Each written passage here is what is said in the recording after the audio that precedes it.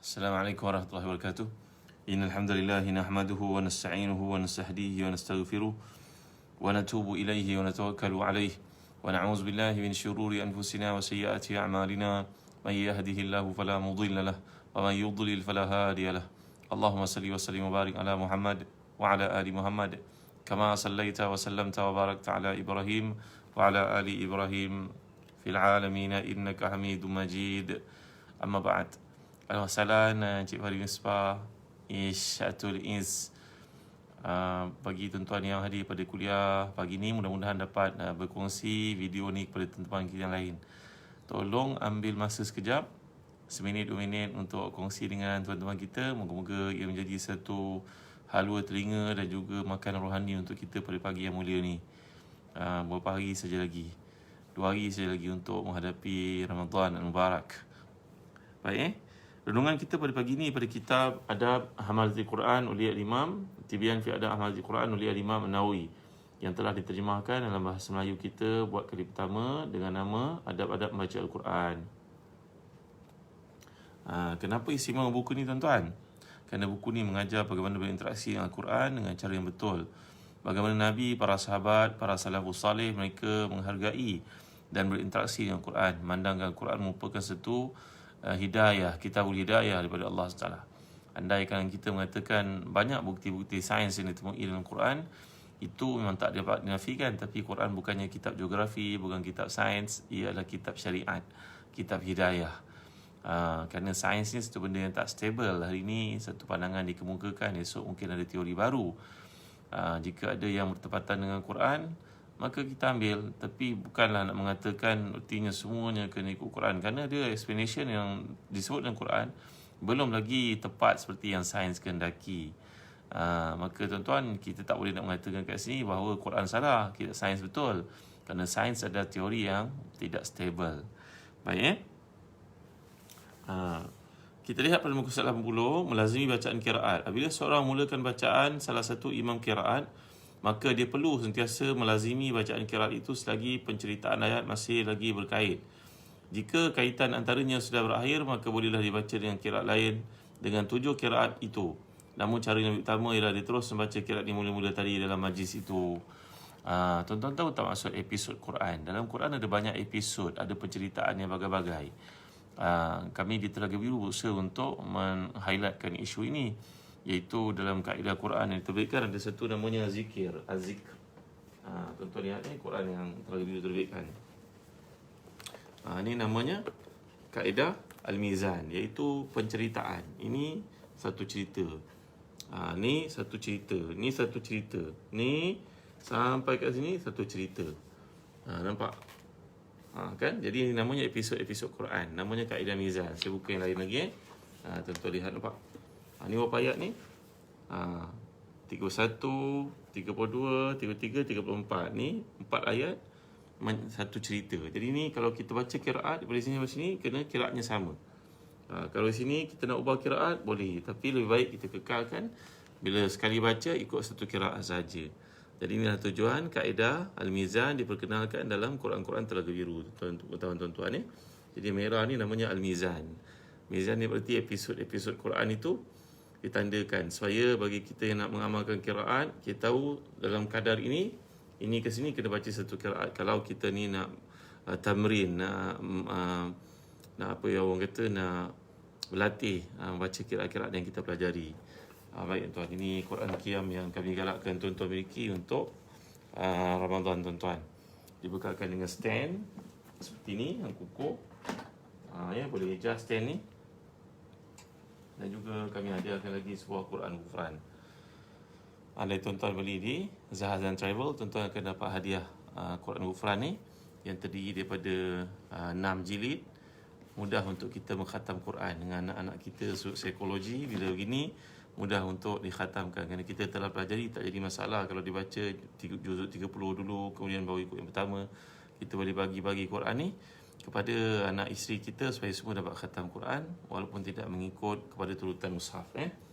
Baik. Sekarang kita lihat membaca Al-Quran mengikut turutan mushaf. Para ulama kata cara yang paling utama adalah membaca Al-Quran mengikut turutan mushaf. Maka bila seorang baca surah Al-Fatihah diikuti dengan Al-Baqarah, kemudian Ali Imran dan surah-surah selepas itu, bahkan mengikut turutan yang sama dalam dan juga luar salat. Bahkan ada kalangan ulama mazhab kami mengatakan jika seorang baca surah An-Nas pada rakaat pertama, dia hendaklah baca surah Al-Baqarah selepas surah Al-Fatihah pada rakaat yang kedua. Jadi ini adalah pandangan dalam mazhab Syafi'i. Ada juga para ulama yang mengatakan apabila seorang telah baca satu surah, sunat baginya baca surah berikutnya.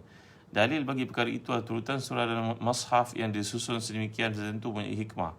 Maka dia perlulah meliharanya kecuali yang dikecualikan oleh syarak, seperti salat subuh hari Jumaat dengan baca surah As-Sajdah pada rakaat pertama dan surah Insan pada rakaat kedua.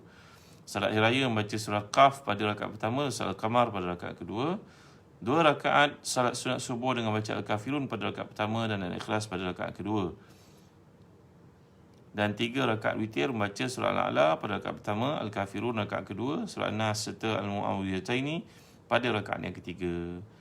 Sekiranya dia menyalahi turutan surah dengan baca surah yang tidak mengiringi surah pertama atau menyalahi tertib dengan baca satu surah kemudian baca surah sebelumnya, perkara itulah harus. Banyak asar yang diriwayatkan mengenai hal ini. Umar Khattab radhiyallahu anhu sendiri sebagai contohnya pernah baca surah Al-Kahfi pada rakaat pertama dalam salat subuh dan kemudian baca surah Yusuf pada rakaat kedua. Namun sekumpulan ulama menghukumkan perkara itu menyalahi tertib dalam mushaf sebagai makruh. Jadi telah dijelaskan tadi hukum baca surah tak mengikut turutan yang dikemukakan, tak mengikut turutan yang telah ditetapkan dalam Quran, hukumnya lah harus. Ini pandangan muktamad, pandangan jumhur para ulama dalam mazhab Syafi'i seperti yang kita baca kan. Kerana Sayyidina Umar Al-Khattab radhiyallahu anhu pernah baca rakaat pertama surah Al-Kahfi, rakaat kedua surah Yusuf. Padahal surah Yusuf itu duduk dalam juz 12. Surah Al-Kahfi duduk dalam juz 15. Nampaknya tidak mengikuti turutan itu, hukumnya harus. Maka kalau kita nak khatam Quran seperti yang telah dijelaskan tadi, Quran sebegini, yang ada banyak juzuk psikologi diterbitkan begini supaya mudah untuk kita, anak-anak kita khatam Quran. Katalah kita bagi pada isteri kita ni juzuk ke terakhir 26 hingga 30. Anak perempuan kita juzuk 1 hingga 25. Nanti bila dah habis baca tukar. Jadi satu Quran ni mempunyai manfaat untuk dikhatamkan beramai-ramai. Mengikut kepada kemampuan masing-masing. Kerana kadang-kadang anak-anak kita lebih mudah untuk mulakan pengkhataman Quran dengan juz amma. Maka inilah di antara psikologi pembaca yang kita raikan. Bagi Quran ni hanya hadiah daripada Zahran Travel, anda tuan-tuan dapatkan mushaf qiyam. Baik. Ibn Abi Dawud mengatakan daripada Hasan, beliau tidak suka menyalahi tertib surah dalam Quran. Beliau meriwayatkan lagi dengan sanad yang sahih daripada Abdullah bin Mas'ud radhiyallahu anhu annahu qila lahu inna fulanan yaqra'u Quran mankusan faqala zalika mankusul qalb. Pernah seorang berkata kepada beliau, ada orang yang baca Quran secara terbalik, tidak mengikut turutan surah Al-Quran. Maka beliau menjawab, itulah orang yang dibalikkan hatinya. Ini kata siapa tuan-tuan? Kata Abdullah bin Mas'ud. Siapakah Abdullah bin Mas'ud ini? Beliau merupakan salah seorang daripada sahabat Nabi yang sangat faqih, termasuk di kalangan sahabat-sahabat Nabi yang sangat alim. Jadi Ibn Mas'ud tidak setuju untuk dibaca Quran itu tidak mengikut turutan yang dikemukakan. Tentang perihal membaca surah secara terbalik mula pada akhir ayat hingga awal ayat adalah dilarang dengan tegas kerana ia menghilangkan sebahagian daripada mukjizatnya dan hikmah yang terdapat dalam Al-Quran. Ini baca ayat terbalik. Qul huwallahu ahad, Allahus samad, lam yalid walam yulad walam yakul lahu kufuwan ahad. Ini kita baca terbalik, walam yakul lahu kufuwan ahad, lam yalid walam yulad. Itu hukumnya adalah haram. Tak boleh baca Quran secara terbalik, tuan-tuan yang boleh sekalian. Tuan guru saya ketika berada di Jordan bercerita antara ciri-ciri orang mengamalkan ajaran sesat dan berdampingan iblis, syaitan, adalah baca Al-Quran secara terbalik. Dan disangkakan oleh orang yang dekat dengannya bahawa dia sedang baca Quran, padahal dia baca Quran terbalik. Ini adalah mempermain-mainkan Quran, hukumnya haram. Kalau dibacakan sedemikian, pendapat muktamad dalam mazhab Syafi'i, ia adalah dilarang dengan tegas, maknanya diharamkan. Ibnu Abi Dawud menurutkan pandangan daripada Ibrahim An-Nakha'i, seorang tabi'i yang mulia, dan Imam Malik bin Anas bahawa mereka berdua tidak menyukai cara itu. Imam Malik mencelanya dan berkata ia merupakan satu dosa besar. Tengok, Imam Malik mengatakan baca surah Al-Quran secara terbalik, bermula daripada ayat ke-7 surah Al-Fatihah, diikuti yang ke-6, ke-5, ke-4, ke-3, ke-2, pertama. Ini hukumnya haram. Baik. Namun mengajar kanak-kanak mula daripada akhir hingga awal mushaf, maka ia tindakan yang baik dan tidak termasuk dalam bab ini kerana kaedah itu mengandungi berbagai bacaan beza-beza dijalankan dalam tempoh yang lama di samping mudahkan mereka untuk menghafaznya. Wallahu a'lam. Tapi kalau dalam bab pengajaran, penyebutan untuk kanak-kanak itu memperkukuhkan sebutannya, betulkan bacaannya, maka itu tidaklah diharamkan. Macam kita ajar anak-anak kita kaedah baca Quran kan, baca daripada awal hingga akhir, betul, reverse ke belakang pula. Tujuannya adalah memperkukuhkan ingatannya, memperkukuhkan hafazannya, maka itu tidak menjadi masalah. Baik, seterusnya membaca Al-Quran dengan melihat mushaf lebih utama daripada membacanya dengan lintasan hati. Kerana melihat mushaf merupakan ibadah yang dituntut. Terhimpunlah ibadah bacaan dan ibadah melihat. Ini merupakan pandangan yang dilontarkan oleh Al-Qadhi Hussein daripada kalangan mazhab kami, Imam Abu Hamid Al-Ghazali dan ramai para salafus salih. Jadi baca pada mushaf lebih utama daripada baca daripada ingatan. Melainkan kalau seseorang itu hafaz Quran, maka dia nak tamrin, nak mendidik dirinya, nak exercise, nak memperkukuhkan ingatannya, maka dibaca tanpa mushaf. Itu adalah tujuannya, tak lain tak bukan untuk hafazannya. Al-Imam Al-Ghazali menukilkan dalam kitab Ihya Ulumuddin bahawa ramai sahabat baca Quran dengan melihat mushaf dan tidak suka keluar pada hari yang berlalu tanpa melihat kepada mushaf. Ini adalah pandangan muktamad dalam mazhab Syafi'i, iaitu melihat Quran merupakan satu pahala. Melihat Quran saja dah satu pahala, tuan. Maka letaklah Quran dalam rumah kita di mana mudah untuk kita lihat, ya. Ibnu Abi Dawud meriwayatkan perbuatan baca Al-Quran dengan melihat mushaf ini daripada ramai para salafus salih, dan aku tidak menemui khilaf dalam perkara ini. Jadi Imam Abi Dawud mengatakan baca Quran daripada mushaf ini merupakan pandangan muktamad, pandangan kebanyakan para salafus salih. Jika ada orang berkata keadaan tersebut berbeza mengikut individu, cara membaca Quran dengan melihat mushaf diutamakan bagi orang memiliki kadar yang sama dengan khusyuk dan juga tadabbur ketika baca Quran, ketika melihatnya dengan lintasan hati dan dengan lintasan hati. Baik, maksudnya kat sini, kalau kita ni dengan melihat Quran dapat maintain rasa khusyuk, dan kalau tak lihat Quran pun dapat maintain perasaan khusyuk ni tadi, maka keutamaan adalah kepada melihat Al-Quran. Tapi kalau kita sembahyang malam, kita rasa yang kita hafaz itu akan memudahkan kita untuk menangis, maka silalah baca daripada hafazan. Itu maksudnya. Namun demikian, kalau kita baca daripada Quran yang besar seperti yang ada di sini, tuan-tuan, baca dalam sembahyang kita, maka tidaklah membatalkan sembahyang. Bukan saja sembahyang sunat, malahan sembahyang fardu pun boleh baca Quran yang terbuka seperti ini. Bagi mereka yang tidak hafaz Quran, mereka yang target untuk khatam Quran dalam tahajud, maka hukumnya adalah harus seperti yang difatwakan oleh kebanyakan ulama mazhab, terutamanya mazhab Syafi'i dalam Majmu' oleh Imam Nawawi, ya. Baik. Namun pandangan yang jelas ialah ucapan dan perbuatan salaf adalah dimaksudkan dengan perincian masalah ini. Kemudian bab berikutnya, kalau musannifu rahimahullah, moga Allah merahmati pengarang kitab ini, Imam Nawawi, dan beri manfaat kepada kita yang baca karya ini. Membaca Al-Quran secara berjemaah, kelebihan orang yang baca secara berjemaah dan yang mendengar bacaannya, serta menerangkan fadilat orang yang mengumpulkan jemaah itu, mendorong dan mengajak mereka ke arahnya. Ya, jadi tuan-tuan dimiliki Allah sekalian, bagaimana kita hukum kita ajak orang dekat-dekat Ramadan ni kumpul ramai baca surah Yasin untuk yang telah meninggal dunia, contohnya. Mengumpulkan anak-anak kita untuk baca surah Al-Kahfi, menggalakkan staf kita untuk kumpul pagi Jumaat baca surah Al-Kahfi, walaupun tak baca sepenuhnya, baca 10 ayat awal ataupun akhir, contoh. Apakah hukumnya? Ketahuilah bahawa hukum membaca Al-Quran secara berjemaah adalah sunat. Dengan tu berpandukan kepada dalil-dalil yang nyata dan amalan para salafus salih yang saling menyokong perkara ini. Sebuah hadis sahih daripada Nabi SAW yang diriwayatkan daripada Abu Hurairah radhiyallahu anhu dan Abu Sa'id Al-Khudri, "Ma min qaumin yazkurunallaha illa hafat bihimul malaika wa ghasyiyatuhumur rahmah wa nazal alaihimus sakinah wa zakarahumullahu fiman 'indah." Iaitulah maksudnya, tidaklah berkumpulnya satu golongan untuk mengingati ayat-ayat Allah SWT, melainkan Allah akan menaungi mereka dengan para malaikatnya, melimpahkan atas mereka rahmatnya, menurunkan ke atas mereka ketenangan daripadanya, dan menyebut nama mereka di sisi hamba-hambanya, iaitu para malaikat. Kata Imam Tirmizi, hadis ini hasan sahih. Maka ini maksudnya baca Al-Quran, tuan-tuan. Ingat Allah tu maksudnya. Kalau tak Al-Quran, saya daripada kuliah, mendengar Quran, baca Al-Quran ramai-ramai, antara perkara majlis zikrullah yang paling utama sekali. Jadi hadis ini membuktikan kebenaran untuk baca Quran secara berjemaah. Ni Imam Nawawi mengatakan demikian. Ya, baik tuan. Diriwayatkan daripada Abu Hurairah radhiyallahu anhu juga daripada Nabi sallallahu alaihi wasallam baginda bersabda, "Majtama'a qaumun fi baitin min buyutillah yatluna kitaballah wa yatadarasuna bainahum illa nazalat alaihimur rahmah wa ghasyiyatuhumus sakinah wa ghasyiyat illa nazal alaihimus sakinah wa ghasyiyatuhumur rahmah wa hafathumul malaika wa zakarahumullahu fiman inda." Tak berhimpun satu golongan di rumah Allah baca kitabullah dengan bertadarus sama mereka, melainkan mereka mendapat ketenangan, dilimpahi rahmat, dinaungi para malaikat, dan Allah menyebut nama mereka di sisi para malaikatnya.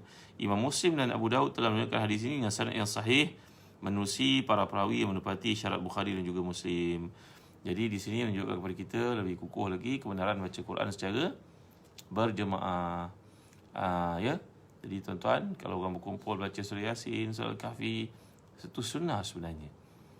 Seperti yang diamalkan menurut hadis ini. Jadi tak ada keraguan padanya. Kalau kita masa tak selesa kerana terganggu bacaan kita, tak khusyuk, tak apalah, bacalah sendiri. Tapi janganlah membida'ahkan orang lain. Ini ada pandu kepada hadis, tuan-tuan yang mulia Allah sekalian. Ya. Baik. Muawiyah radhiyallahu anhu meriwayatkan anna Rasulullah SAW kharaja ala halqatin min ashabi faqala ma yujlisukum qalu jalasna nazkurullah ta'ala wa nahmadu lima hadana lil islam wa manna alaina faqala atani Jibril alaihi salam fa akhbarani anna Allah yubahi bikumul malaikah. Suatu hari Nabi menemui para sahabatnya yang sedang berkumpul dalam majlis ilmu dalam bacaan Al-Quran. Maka Nabi telah bertanya kepada mereka, apa yang kamu buat sekalian kamu ni? Mereka menjawab, wahai Rasulullah SAW, kami sedang mengingati Allah SWT, baca Al-Quran. Kerana banyaknya nikmat Allah kepada kita, maka kita rasa bersyukur sangat kerana Allah beri kepada kita hidayah kepada Islam. Maka Nabi lantas bersabda kepada mereka, telah hadir kepadaku Jibril sebentar tadi dan berkata kepadaku bahawa Allah berbangga-bangga dengan kamu pada hari ini. Masya Allah, tabaraka wa ta'ala. Lihat keutamaan orang berkumpul kerana majlis ilmu, keutamaan orang berkumpul kerana mendengar Al-Quran. Maka kalau kita mengadakan majlis sunat, kita mulakan dengan bacaan Quran, bacakan Al-Fatihah. Contohnya pandu pada hadis-hadis ni ya tuan-tuan. Kan banyak hadis ni kan. Kalau kat majlis sekolah umpamanya ada PIBG, maka kita minta seorang daripada anak yang talented, yang baca Quran dengan baik itu supaya mulakan bacaan, mengambil keberkatan. Ini sunnah Nabi ni tuan-tuan. Jangan dipertikaikan. Mana dalil? Anda yang bertanya ni adalah orang yang jahil sebenarnya. Maka lihat kepada amalan para sahabat, kelakuan mereka, tindakan mereka, akhlak mereka adalah mendahulukan Quran dan menjadikan Quran itu satu juzuk penting dalam perhimpunan-perhimpunan mereka. Baik. At-Tirmizi berkata hadis ini hadis hasan sahih. Kata Imam Nawawi lagi banyak hadis berkenaan perkara ini. Ad-Darimi meriwayatkan dengan sanadnya daripada Ibn Abbas radhiyallahu anhuma, beliau berkata, "Man istama'a ila ayatin min kitabillahi kanat lahu nuran." Ibn Abbas radhiyallahu anhu berkata, siapa yang mendengar satu ayat daripada Al-Quran madai untuk menjadi nur buatnya, menjadi cahaya buatnya. Jadi Ibn Abi Dawud meriwayatkan daripada Abu Darda mempelajari Quran bersama kumpulan manusia yang bacanya beramai-ramai. Lihat, Ibn Abu Dawud meriwayatkan daripada Abu Darda radhiyallahu anhu mempelajari Quran bersama sekumpulan orang yang bacanya beramai-ramai. Ni apa ni tuan-tuan? Dalilkan. Imam Nawawi ni bukan ahli hadis ke tuan-tuan? Orang yang kita jumpa belajar sikit-sikit tentang Islam, kemudian mendakwa orang lain buat perkara-perkara bid'ah, baca Quran ramai ini, dia lebih alim daripada Imam Nawawi agak-agak tuan-tuan. La ilaha illallah Muhammadur Rasulullah. Ada orang tanpa segan, tanpa silu mengatakan bahawa dia tahu benda-benda ni semua. Ulama-ulama dahulu tak tahu ilmu sedemikian. Ingat tuan-tuan, ada seorang ulama dari Yaman yang mencerca dan mencela Imam Nawawi dengan berkata, aku lebih alim daripada Imam Nawawi. Seorang ni orang faqih yang alim, dia mempertikaikan, aku boleh menulis 1000 kali lebih baik pada Imam Nawawi ni. Akhirnya pada hari matinya tuan-tuan, terjeli lidahnya keluar, hitam lidahnya. Lalu orang berkata, tengok seorang yang mengumpat orang lain, mengumpat para salafus salih. Mengumpat ni rupanya tidak terhad kepada skala time frame masa. Kita andai menceritakan keaiban orang terdahulu yang tak ada kena-mena dengan kita, tak pernah buat jahat kat kita, lebih parah daripada kita mengumpat orang biasa-biasa tuan-tuan. Mengumpat orang alim mengatakan Imam Nawawi ni tak tahu apa-apa. Engkau lebih tahu daripada Imam Nawawi ke? Kau menguasai usul fiqh macam beliau ke? Banyak ke karangan kau sehingga menjadi rujukan umat macam Imam Nawawi ni? Kau setakat menjadi satu PhD yang entah berapa kerat manusia saja yang baca. Kau nak mendakwa kau lebih alim daripada Imam Nawawi? La ilaha illallah Muhammadur Rasulullah. Engkau bawa bahasa Arab, engkau faham baca bentang bukang lagi. Engkau anggap engkau lebih faqih daripada Imam Ghazali. Inilah masalah yang berlaku kepada manusia yang bersifat dengan maghrur. Dia tertipu tuan-tuan. Tertipu dengan apa yang dimiliki olehnya. Padahal bibidha'atin muzjatin. Orang Arab selalu kata faqih syai' la yu'ti. Orang yang hilang satu perkara tidak boleh memberi. Maksudnya orang tak ada ilmu ni, bila dia bercakap makin menyesatkan orang, tuan-tuan. Baik ya. Kelebihan membaca Al-Quran, mempelajari Al-Quran secara berjemaah turut diriwayatkan daripada sekumpulan tokoh salafus salih di kalangan khalaf dan juga para qadhi yang terdahulu. Salaf ni berarti kurun-kurun yang mubarakah. Biasanya dirujuk salafus salih ni, tuan-tuan, pada kurun-kurun yang diberkati oleh Allah. Kurun para sahabat, anak-anak para sahabat dipanggil sebagai tabi'i, kemudian keturunan mereka lagi dipanggil tabi'i. Ini 1, 2, 3, 4, 5 kurun yang awal ni, kurun-kurun yang berkat, tuan-tuan. Mereka dekat dengan Nabi, kurang penyelewengan. Bila makin jauh, makin ada penyelewengan. Akhirnya makin banyak penyelewengan. Maka orang datang kemudian dipanggil sebagai khalaf. Baik ya.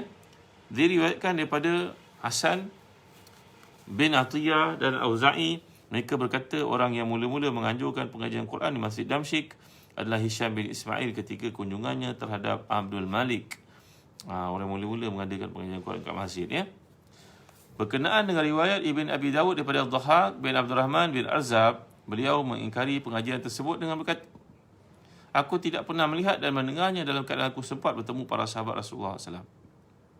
Maksud beliau, aku tidak pernah melihat siapa pun melakukannya. Baik. Diriwayatkan daripada Ibn Wahab berkata, aku berkata kepada Malik, apa pendapatmu tentang satu kaum yang berhimpun kemudian baca satu surah beramai-ramai hingga khatam? Beliau mengingkari dan mencela perbuatan itu dengan berkata, bukan begitu dilakukan oleh orang terdahulu. Sebaliknya, seseorang baca di hadapan orang lain yang menyimaknya. Pengingkaran daripada mereka berdua tadi bertentangan dengan pendapat salaf dan khalaf. Tengok ni, Imam Nawawi mentahqiq bahawa pandangan untuk memuhasabah. Walaupun pandangan tadi rujuk daripada Al-Dhahak, dirujuk kepada Imam Malik, tapi Imam Nawawi counter balik. Bahawa di sini Imam Malik dan juga Imam Dhahak salah, tersilap. Apa kata Imam Nawawi? Pengingkaran daripada mereka tadi bertentangan dengan pendapat para salaf dan khalaf yang dimaksudkan oleh dalil. Maka pandangan mereka ini ditolak. Dengar? Jangan kita baca sekat-sekat. Kita tengok dalam Tibyan Imam Nawawi mengatakan perkara itu larang, kata pandangan Imam Malik. Tak. Ada rumusan. Ada dia punya ulasan oleh imam yang terkemuka ni. Al-Imam Al-Hafiz Abu Syaraf Muhyiddin Nawawi. Imam Nawawi ada penyebutan di hujungnya. Apa pandangan faqih Imam Syekhul Islam. Imam Nawawi ini dipanggil juga dengan berbagai gelaran. Antaranya dipanggil sebagai Syekhul Islam, Muhyis Sunnah, Muhyiddin. Muhyiddin maknanya menghidupkan agama, tuan-tuan ya. Baik. Pengingkaran daripada mereka berdua tadi bertentangan dengan pendapat salaf dan khalaf apa yang dimaksudkan oleh dalil, maka pandangan mereka berdua ditolak dan dipegang adalah cara seperti yang disunatkan tadi, seperti yang telah dijelaskan.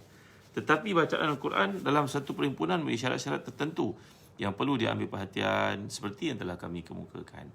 Ini kita dah bincangkan. Kalau baca dalam majlis, orang lain semua kena diam lah. Jangan ketika anak kita baca dekat permulaan majlis tu, kita bersembang galak pula. Tak ada beri perhatian. Ini hukumnya tidak menghormati Quran. Tak menghormati Quran hukumnya haram, tuan-tuan. Kecuali lah perkara tu penting sangat untuk diberitahu. Tolong alihkan kereta menghalang jalan. Itu terpaksa disebut. Kau tak menghalang, mudaratkan orang barangkali. Jadi ini antara perkara yang patut dipenuhi syarat-syaratnya ya. Berkenaan kelebihan orang yang mengumpulkan orang ramai untuk baca Quran, banyak nas mengenainya seperti sabda baginda, ad-dalu al-khairi kafa'ilih. Orang yang menunjukkan kepada kebaikan adalah seperti pelakunya. Riwayat Al-Bazzar daripada Anas bin Malik. Demikian juga Nabi SAW sabda, la'an yahdiyallahu bika rajulan wahidan khairul laka min humri na'am. Kalaulah seorang itu diberi petunjuk oleh Allah dengan apa yang kau usahakan, maka ia baik pada unta merah. Ia sangat bernilai. Hadis ini apa yang disabdakan Nabi kepada Sayyidina Ali karramallahu wajhah ketika pembukaan Khaybar, yang mana Nabi mengajar Ali radhiyallahu anhu supaya berdakwah terlebih dahulu dengan hikmah. Anda mereka menolak, barulah mereka layak diperangi. Tuan-tuan, sebelum terlupa, saya ajak tuan-tuan untuk gunakan Habatus Sauda Lirkah daripada Zazan Travel. Tuan-tuan boleh dapatkan untuk Ramadan kita. Mudah-mudahan Allah beri kesihatan kepada setiap kita, kerana ini disabdakan Nabi SAW, kepentingan untuk menggunakan Habatus Sauda, kerana padanya ada rawatan kepada semua penyakit melainkan kematian. Ni Habatus Sauda, tengok telah diproses seperti ini Untuk pengetahuan tuan-tuan, kami sedang mengadakan kempen memiliki 3 birkah Habatus Sauda seperti ini. Senang bekas ni untuk kita tinggal dalam kereta, tak dalam beg, handbag. Nampak? Kita boleh ambil semasa sahur dan berbuka, insyaAllah sepanjang hari kita sihat, energetik, insyaAllah. Dapatkan Habatus Sauda dalam bentuk kapsul daripada Zahazan Travel. Ada tuan-tuan beli 3 pada hari ini, tuan-tuan dapat hadiah 250 gram korma. Tuan-tuan, maka dapatkan daripada Zahazan Travel. Bismillahirrahmanirrahim. Tuan-tuan boleh kunyah. Nak telan terus boleh.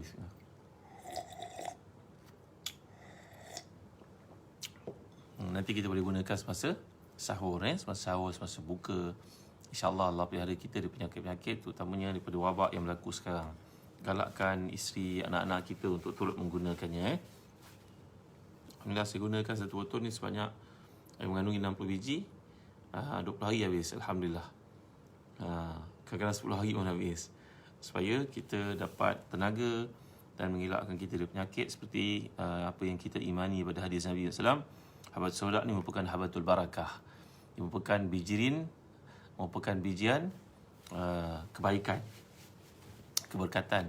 Sebagaimana digalakkan kita untuk sahur dalam bulan Ramadan, ia mengandungi keberkatan. Tasaharu fa inna fi sahuri barakah. Maka demikian juga menggunakan Habatus Sauda yang sedemikian, mudah-mudahan ada barakah padanya. Kerana Nabi menyatakan demikian sallallahu alaihi wasallam, ia merupakan rawatan pada semua penyakit melainkan kematian. Maka gunakan tuan-tuan. Ada orang ambil vitamin C, ada mengambil minyak ikan. Jangan lupa untuk ambil Habatus Sauda kerana ini sabda daripada Nabi kalian, Nabi sallallahu alaihi wasallam. Dapatkan tuan Terlakan proses seperti ini. Mandangkan bijirin itu sukar untuk dimakan, yang minyak itu pun sukar untuk kita rasa tersekat di tekak, tengik dan sebagainya. Gunakan sedemikian. Kita boleh kunyah, boleh telan. Baik. Tuan-tuan hati dan kasih Allah sekalian, selain daripada itu kami juga masakkan korma McJoel. Korma datang dari Palestin. Tengok tuan-tuan. Ini korma McJoel. Baru sampai ini tuan-tuan. Penuaiannya cuma sekali saja setahun. Tengok dalamnya. Allahu Akbar. Ini sangat enak tuan-tuan. Sangat mudah untuk kita potong dengan jari pun boleh. Kan? Galakkan anak-anak kita untuk makan. Isteri yang sedang mengandung, menyusukan anak, bagilah korma McJoel kepada mereka. Kerana korma ini disebut dalam Al-Quran pada surah Maryam ayat ke-25.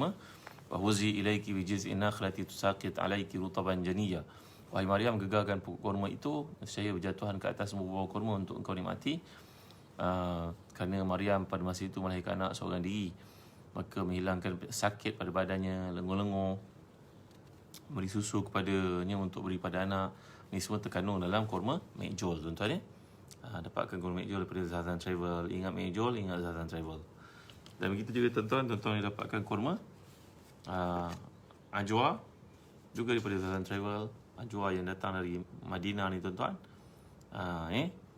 Korma Ajwa saya buka untuk tuan-tuan. Ajwa ni kecil daripada McJoel. Kalau kita bandingkan saiz, ni beza dia. Tengok, McJoel besar, Ajwa kecil saja. Tapi Ajwa ni punya kelebihan lain yang Nabi SAW sabdakan.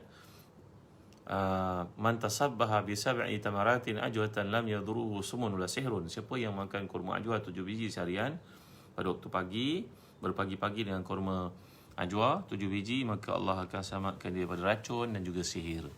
Banyaknya racun yang kita makan secara tak sengaja pada ini tuan-tuan. Ayam yang dipelihara, sayur yang dibeli, bahkan gula, beras, semua orang cakap mengandungi asid, mengandungi racun. Kadang nak bagi sayur itu segar, kita segar, diracun. Buah-buahan kita pun penuh dengan lilin tuan-tuan. Ikan yang kita beli di pasar pun penuh dengan apa dipanggil, serbuk yang telah pun menjadikan bagaimana nak preserve ikan itu daripada rosak. Kadang-kadang dipanggil daripada apa dipanggil tuan, untuk preserve macam bahan-bahan tertentu bagi mengelakkan ikan ini daripada lembut, daripada koyak, daripada hancur. Maka banyaknya benda-benda yang kita makan dalam hidup ni kadang-kadang mengandungi racun tanpa kita sedar. Maka penawarnya, kata Rasulullah SAW, ambillah ajwa 7 biji setiap hari untuk dimakan. Ia menghilangkan racun dan menyelamatkan kamu daripada sihir. Maka berarti makan ni bukan bulan puasa saja tuan-tuan, berterusan dalam hidup. galakkan anak-anak kita. Kalau kita boleh makan 7 biji, tahun kita lalu lagi berlatih 3, 5, nanti naik 7 insya-Allah. Anak-anak kita pun kadang sukar untuk makan kurma, tapi amalkanlah dia kerana satu sunnah Nabi SAW yang dilupakan, yang tak Nabi Barat ramai orang. Hari ini orang Barat menjadikan kurma makanan utama mereka, tuan-tuan, sebagai memberikan energi kepada mereka, energi bar untuk mereka. Ya, untuk power, dipanggil power food dipanggil. Power fruit. Maka tuan-tuan, ini adalah satu yang disebut dalam Quran. Mustahil Quran menyatakan secara kebetulan. Buah-buahan yang disebut dalam Quran tentu punya kelebihan dengan banding dengan buah-buahan yang lain. Maka mari kita gunakan kurma, dapatkan berdasarkan travel. Kami beri hadiah-hadiah buku-buku yang tuan-tuan takkan dapat di tempat lain.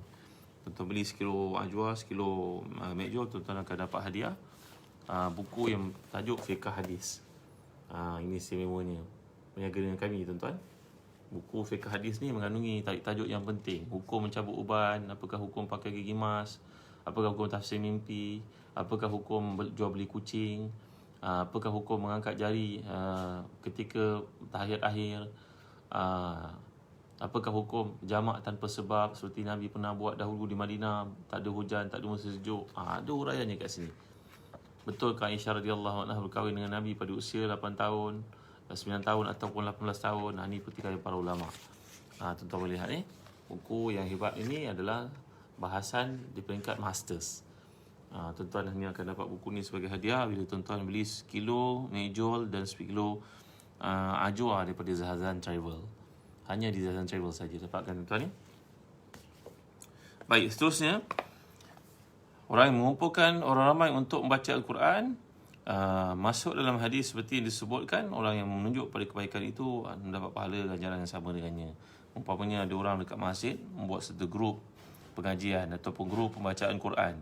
Ibu-ibu kita sebagai contohnya, Masya Allah, orang perempuan rajinnya mereka sentiasa ada kuliah pagi, petang, malam, selain daripada musim PKP lah.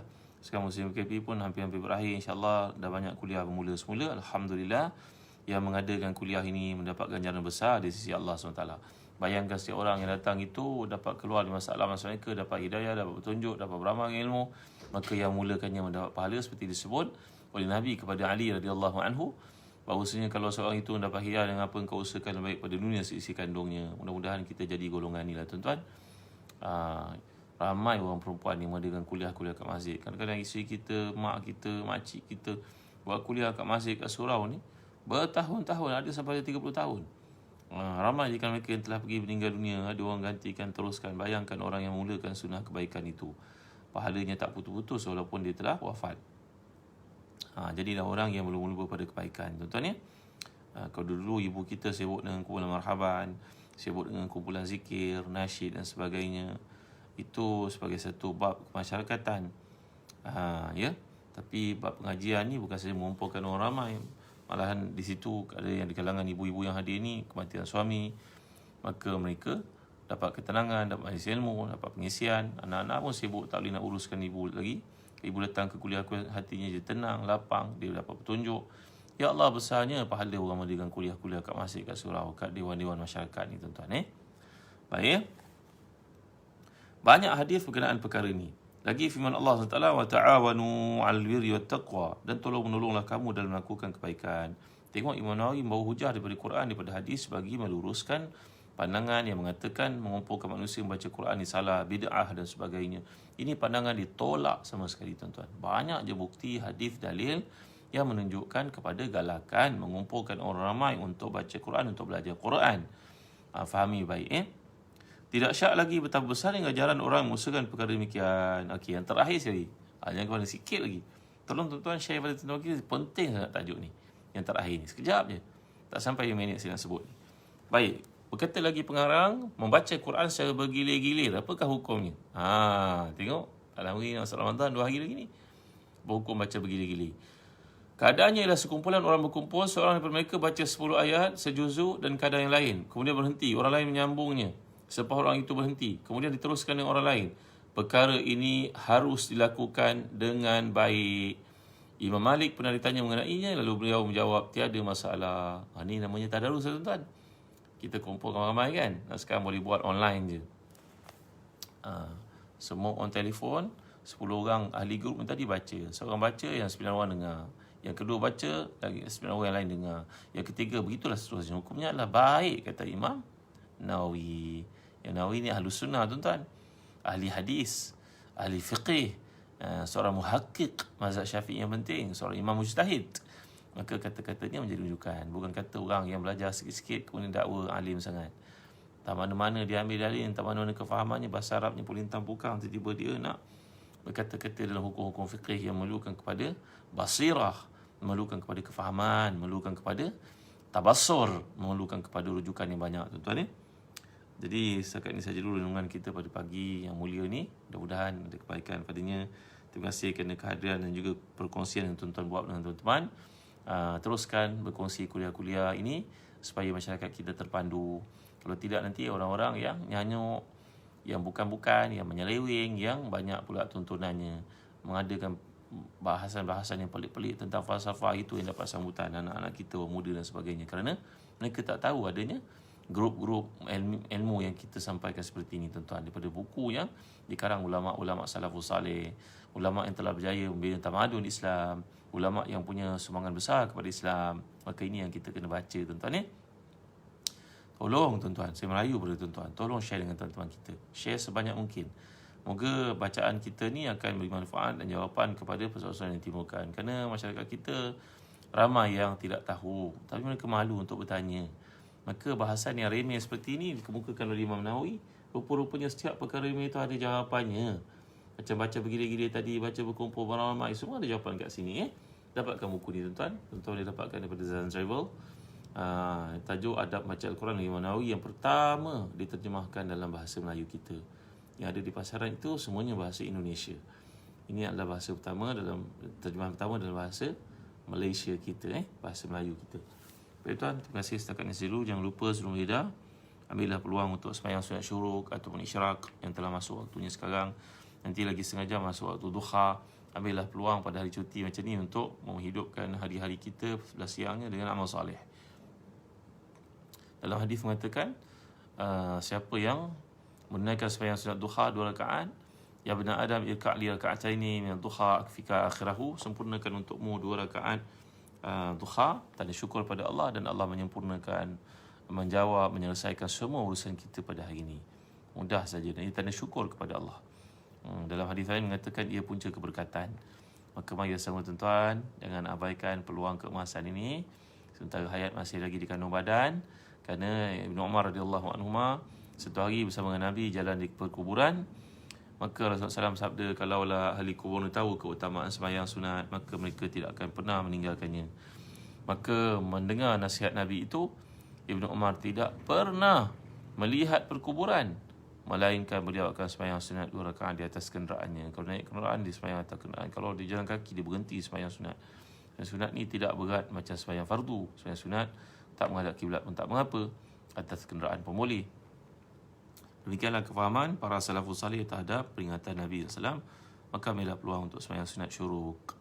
Dalam hadis mengatakan, siapa sembahyang sunat isyraq atau syuruk ini 2 rakaat, dia mendapat pahala seolah-olah mengerjakan haji. Nabi sebut tamah, sempurna. Dalam hadis yang lain, siapa yang sembahyang sunat syuruk atau isyraq ni mendapat pahala seolah menunaikan ibadah umrah. Nabi sebut tamah, sempurna. Maka jangan abaikan kesempatan keemasan ni selagi hayat di kandung badan. Kerana Nabi bersabda, orang yang mati itu menyesal kalau dapat kembali ke dunia. Sembahyang sunat 2 rakaat akan meringankan seksa kuburnya. Baik tuan, setakat itu saja dulu. Jangan lupa dapatkan kurma ajwa, kurma mekjul untuk Ramadan kita, dan dapat Quran qiyam ni untuk tahajud kita, tarawih kita, dan dapatkan buku adab baca Al-Quran ini untuk memahami lebih banyak adab-adab kita ketika berinteraksi dengan kitabullah. Sekian, wasallallahu ala sayyidina Muhammad wa ala alihi wa sahbihi wa baraka wasallam. Walhamdulillahirabbil alamin wa barakallahu fikum. Wassalamualaikum warahmatullahi wabarakatuh. Sama-sama kita tangguhkan dengan baca suratul Asr dan tasbih kafarah. Bismillahirrahmanirrahim. Wal 'asr innal insana lafi khusr illa alladhina amanu wa 'amilus salihat wa tawassaw bil haqq wa tawassaw bis sabr. Subhanakallahumma wa bihamdik asyhadu an la ilaha illa anta astaghfiruka wa atubu ilaik. Allahumma ighfir lana dhunubana wa israfana fi amrina wa sabbit aqdamana wa ansurna 'alal qawmil kafirin. Alhamdulillahirabbil alamin wassalatu wassalamu ala asyrafil anbiya'i wal mursalin sayyidina Muhammadin wa ala alihi wa sahbihi ajma'in. اللهم اغفر لنا ذنوبنا ولوالدينا وارحمهم كما ربونا صغارا اللهم إنا نسألك من خير كله عاجله وآجله ما علمنا منه ولا نعلم ونعوذ بك من شر كله عاجله وآجله ما علمنا منه ولا نعلم ونسألك من خير ما سألك عبدك ونبيك محمد صلى الله عليه وسلم ونعوذ بك من شر ما أعوذ بك منه عبدك ونبيك محمد صلى الله عليه وسلم اللهم إنا نسألك الجنة وما قرب إليها من قول أو عمل ونعوذ بك من النار وما قرب إليها من قول أو عمل اللهم ما قضيتنا من أمر فجعل عاقبته خيرا ربنا آتنا في الدنيا حسنة وفي الآخرة حسنة وقنا عذاب النار وصلى الله على سيدنا محمد وعلى آله وصحبه وبارك وسلم الحمد لله رب العالمين تقبل الله منا ومنكم. Sekian, Assalamualaikum warahmatullahi wabarakatuh. Atrukukum tahta riayatillah. Saya tinggalkan tuan-tuan bawah kasih sayang, penjagaan, perhatian daripada Allah Ta'ala. Assalamualaikum warahmatullahi wabarakatuh.